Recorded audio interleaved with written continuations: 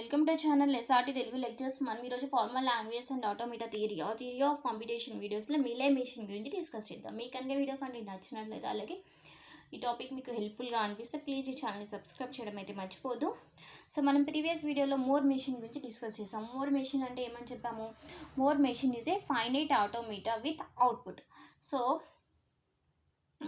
Like DFA, NFA, epsilon, ఎన్ఎఫ్ఏలో మనకి output ఉండదు. అది కూడా finite automata without output type. So అందులో మనం ఇచ్చిన స్ట్రింగ్ యాక్సెప్టబుల్లా ఆర్ నాట్ అని చెక్ చేస్తుంది అంతే.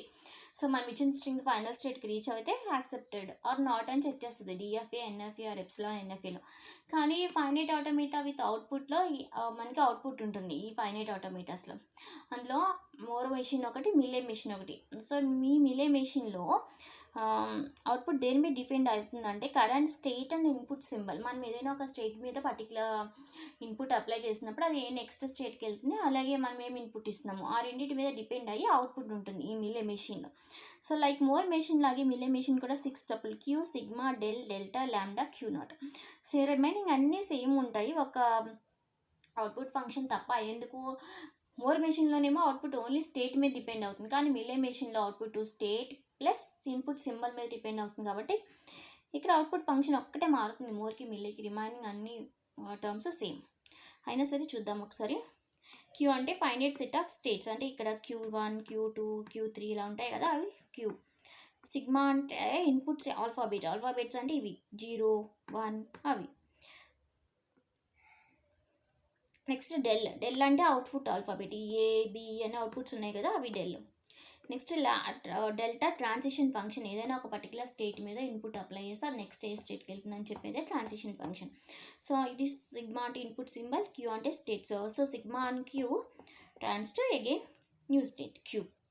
Next lambda output function. ఈ ల్యాండా ఇక్కడ అవుట్పుట్ ఆల్ఫాబెట్ దేని మీద డిపెండ్ అవుతుంది? Current state plus input symbol. So sigma and Q అంటే state and input symbol and states decides the output.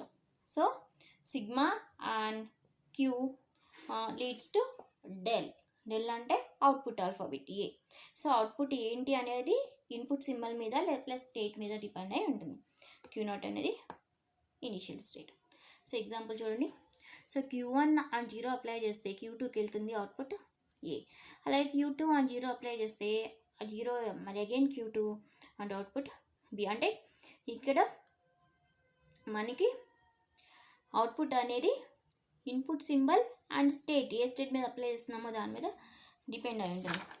కానీ ఇక్కడ మోర్ మెషిన్లో చూడండి, అవుట్పుట్ అనేది ఇన్పుట్ సింబల్తో ఏమీ సంబంధం లేదు, ఓన్లీ ఈ స్టేట్ మీద మాత్రమే డిపెండ్ అవుతుంది. అదే మోర్ మెషిన్కి మిలే మెషిన్కి ఉన్న డిఫరెన్స్.